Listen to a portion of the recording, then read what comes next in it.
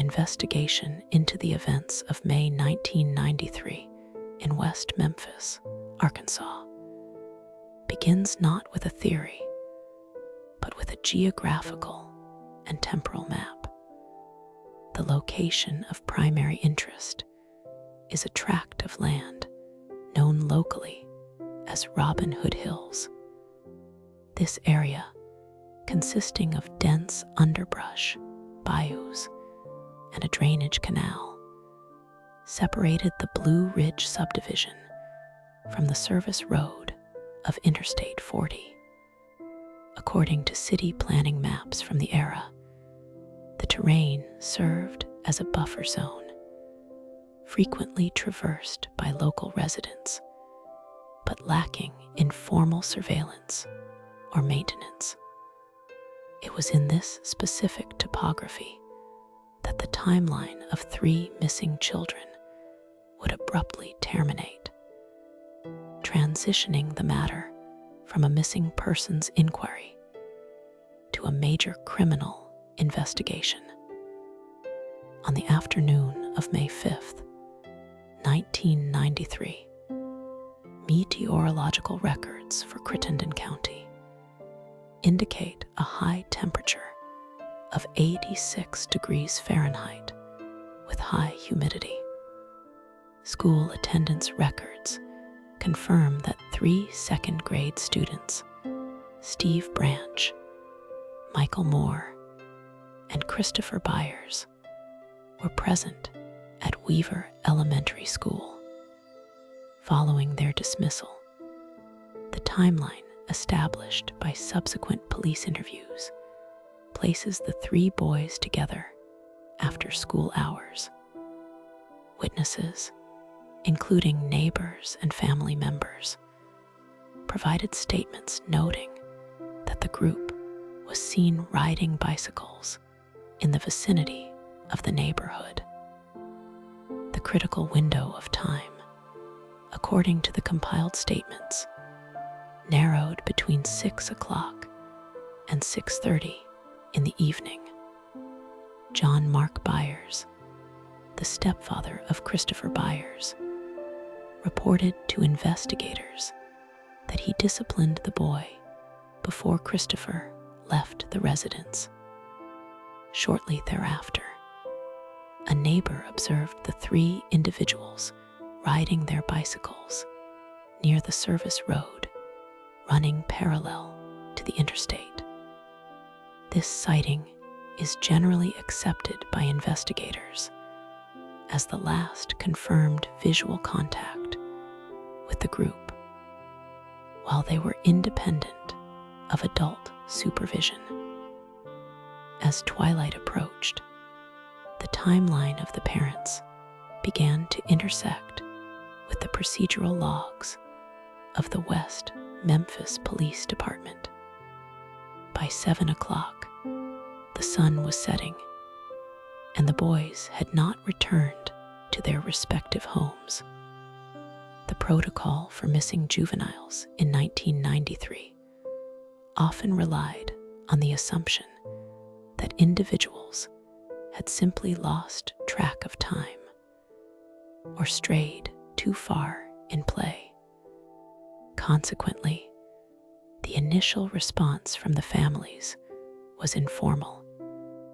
Terry Hobbs, stepfather of Steve Branch, and John Mark Byers, along with other family members, began an independent search of the neighborhood. The first official notification entered the police dispatch log at roughly 8 o'clock that evening.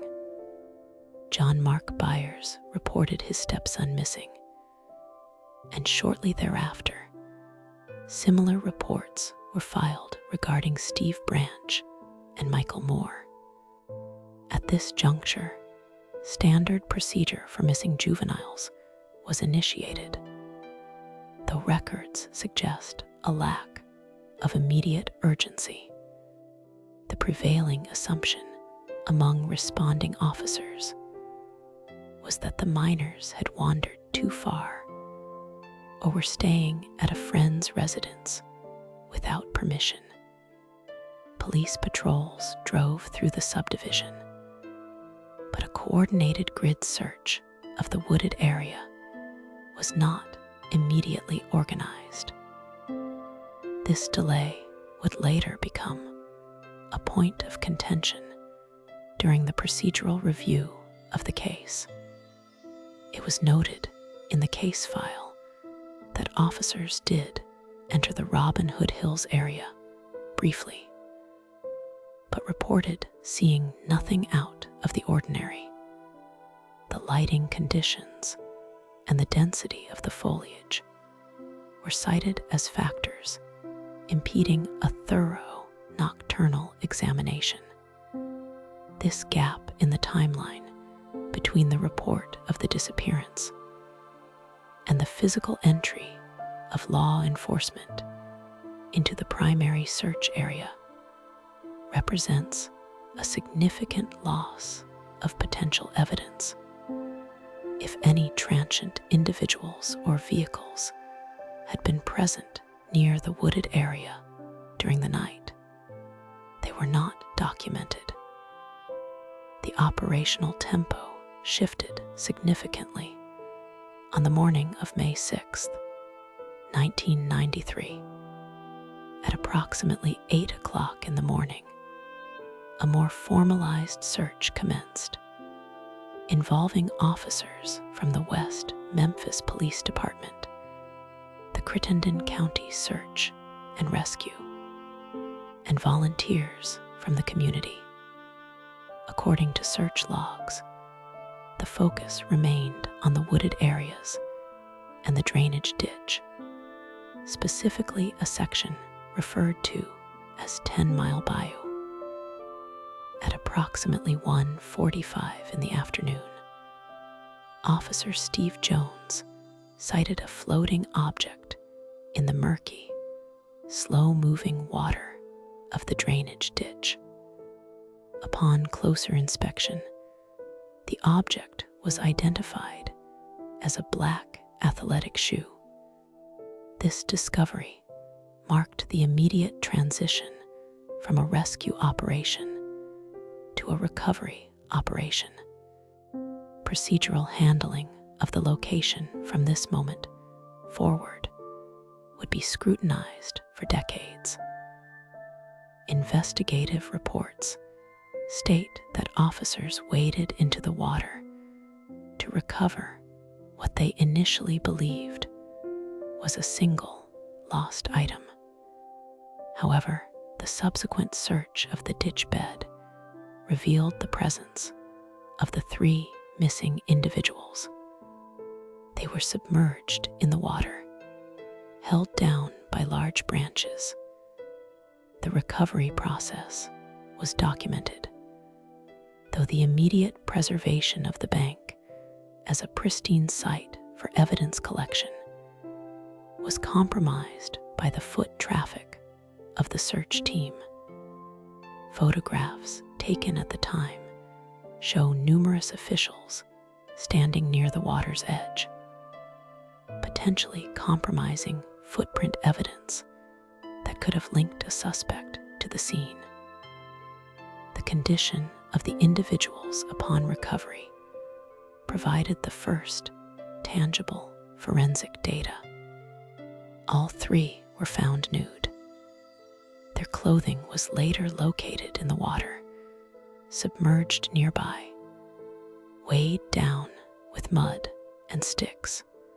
The autopsy reports, conducted by the Arkansas State Crime Laboratory, detailed a series of complex injuries. The medical examiner noted significant trauma to the head and face of all 3 subjects. The report indicated that the cause of the loss of life for 2 of the individuals was likely fluid inhalation, complicated by blunt force trauma. The 3rd individual had also suffered fatal injuries consistent with blood loss. Crucially, the report highlighted the method of restraint. The individuals were bound with their own shoelaces. The ligatures connected the wrists to the ankles in a complex configuration. This specific detail, the nature of the knots, would become a focal point for behavioral profilers. The knot work was initially described as distinct, suggesting a perpetrator with a methodical approach, although later defense experts would argue the bindings were simple variations of standard hitch knots. A significant anomaly noted by investigators at the scene was the lack of blood. Despite the severity of the injuries described in the post-mortem examinations, the banks of the ditch did not present the volume of biological evidence one would expect from such a traumatic event. This absence led to two primary procedural theories. Either the incident occurred elsewhere and the individuals were transported to the ditch, or the water had washed away the fluid evidence. The lack of a clear primary location complicated the collection of trace evidence, such as fibers, hairs, or footprints that might have been present on the bank. Forensic analysis of the recovered clothing offered limited leads. The items had been submerged in moving water for nearly 20 hours, degrading potential DNA evidence or fingerprints. The water itself was a contaminant, introducing biological material from the bayou that made isolating foreign samples difficult. The autopsy report for Christopher Byers noted injuries that were distinct from the other two. Initially, these were interpreted by the prosecution's experts as intentional modification of the individual using a serrated implement. However, later independent forensic reviews would suggest these marks were consistent with animal predation post-mortem, specifically turtles, a critical distinction that was debated in the initial pathology reports, but largely dismissed during the early stages of the case. While the physical evidence was being cataloged, a parallel narrative was forming within the investigative division. In 1993, the cultural phenomenon regarding occult activity was prevalent in the investigative philosophy of certain jurisdictions. Records from the West Memphis Police Department and the Crittenden County Juvenile Department indicate a pre-existing bias toward attributing unusual violent crimes to ritualistic practices.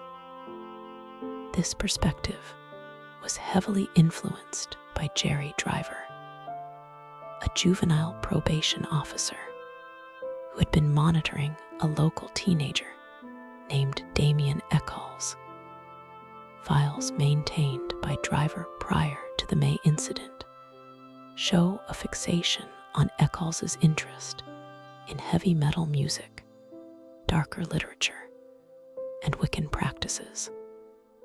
These interests were documented not merely as adolescent hobbies, but were categorized in official notes as indicators of potential danger.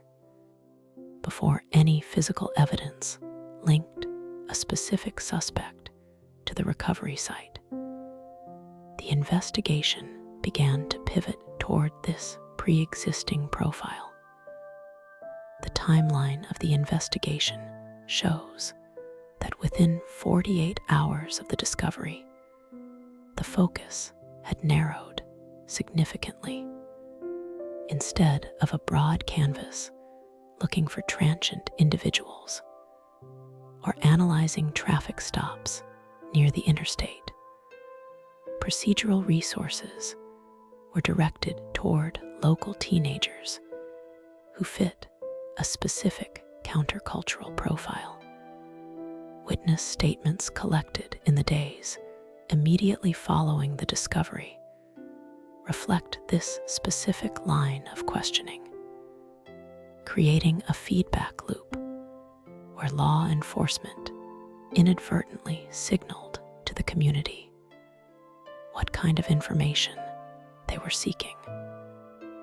During this initial phase, the police received a tip regarding a man seen in the Bojangles restaurant near the crime scene on the night of the disappearance. This individual was reported to be disoriented and covered in blood and mud. Officers responded to this call and interviewed the man. However, documentation regarding this interaction was sparse. Blood samples scraped from the restroom walls were eventually lost before they could be tested. The individual was not detained, as officers on the scene did not view him as a viable suspect at that moment, a decision that would be retrospectively analyzed as a potential procedural failure. By mid-May, the investigative team had narrowed their focus almost exclusively on Damien Eccles and his associate, Jason Baldwin. A third individual, Jesse Miskelly Jr., was identified as an acquaintance of the two. Miskelly, who was 17 at the time, had a documented IQ of 72. On June 3rd, 1993, Miskelly was brought in for questioning. The documentation of Miskelly's interrogation is critical to understanding the state's case. He was held for approximately 12 hours. For the majority of this time, recording devices were turned off. When the tape recorder was finally activated, Miskelly provided a statement that implicated himself, Eccles, and Baldwin. However, an analysis of the transcript reveals significant discrepancies. Miskelly initially claimed the incident occurred in the morning, contradicting the confirmed school attendance records. He also described the use of rope for binding, whereas the evidence logs clearly listed shoelaces. The transcript shows the interrogator correcting the suspect, providing him with details found at the scene, after which Miskelly adjusted his narrative. Despite these inconsistencies and Miskelly's immediate recantation, stating he had been confused and frightened, the statement provided the probable cause necessary to secure arrest warrants.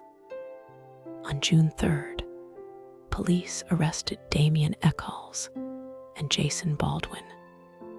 Search warrants executed at their residences prioritized items fitting the occult profile, such as black clothing and heavy metal cassettes. Officers did not recover any items containing biological material linked to the bayou or the three boys. A survival knife recovered from a lake behind the Baldwin residence was theorized to fit the pattern of injuries. But forensic analysis was inconclusive. The state proceeded on the theory that the absence of physical evidence, the lack of blood, the lack of DNA, was proof of a sophisticated cleanup.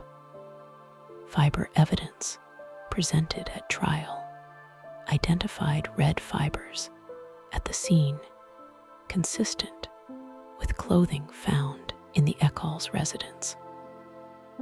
But these were common cotton blends found in mass-produced garments and could not definitively exclude thousands of other sources. Following the verdicts rendered in early 1994, the legal status of the three teenagers was solidified, and the case shifted into a protracted phase of appellate litigation. For the next 17 years, the narrative was defined by the gradual evolution of forensic technology. In 2007, a new defense team petitioned for access to physical evidence for DNA testing, utilizing methods not available during the original trials. The primary items of interest were the ligatures used to bind the individuals. According to laboratory reports filed in 2007, forensic analysts employed mitochondrial DNA testing. Unlike nuclear DNA, which is unique to an individual, mitochondrial DNA is inherited maternally and can be used to exclude or include lineages. The analysis focused on a hair found in one of the ligatures.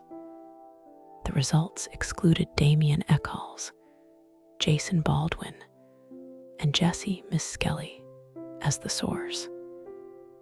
Further comparison of the genetic profile yielded a significant finding. The laboratory report indicated that the mitochondrial DNA profile was consistent with Terry Hobbs, the stepfather of Steve Branch. A second hair, found on a tree stump near the location where the individuals were found, was tested and found to be consistent with David Jacoby, a friend of Terry Hobbs, who had been with him on the day of the incident. While these results did not definitively prove presence at the exact moment of the incident, they constituted new material evidence that physically linked individuals other than the convicted men to the scene. Simultaneously, defense teams engaged forensic pathologists to review the autopsy protocols. The new reports suggested that the injuries initially described as ritualistic knife wounds were consistent with animal predation, specifically from turtles in the bayou. This forensic reevaluation directly challenged the state's primary theory regarding the motive and method of the incident. Additionally, an affidavit was secured from the foreman of the jury that convicted Eccles and Baldwin, stating that the jury had improperly discussed Miss Skelly's inadmissible confession during deliberations, a distinct procedural violation. On November 4th, 2010, the Arkansas Supreme Court issued a ruling ordering an evidentiary hearing to determine if the new DNA evidence and forensic reviews would have resulted in a different verdict. This placed the state in a difficult position, facing a retrial with faded witness memories and new evidence pointing away from the convicted men. In the summer of 2011, negotiations resulted in the utilization of the unanswered plea. On August 19, 2011, Damian Eccles, Jason Baldwin, and Jesse Misskelley appeared in court.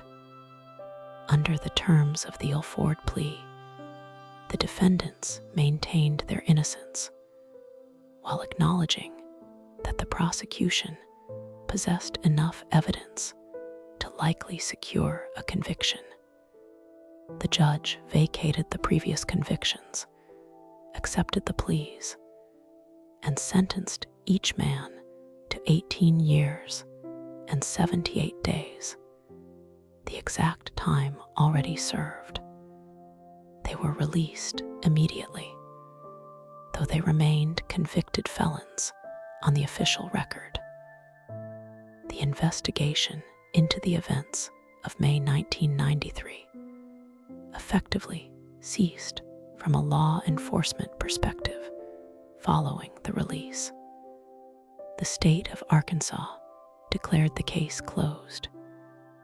However, the biological evidence recovered from the scene remains unmatched to the individuals who served 18 years for the crime. The West Memphis Three are free, but the legal determination of responsibility remains technically assigned to them, despite the mitochondrial DNA evidence pointing toward other individuals. The timeline of May 5th, 1993 remains a subject of reconstruction. The failure to secure the woods on the night of the disappearance, the contamination of the ditch bank during recovery, and the swift categorization of the event as a ritualistic act created a forensic labyrinth. The tangible records, the DNA reports, the affidavits, and the plea transcripts stand as the only undisputed facts in a case where the procedural resolution did not align with a definitive forensic conclusion.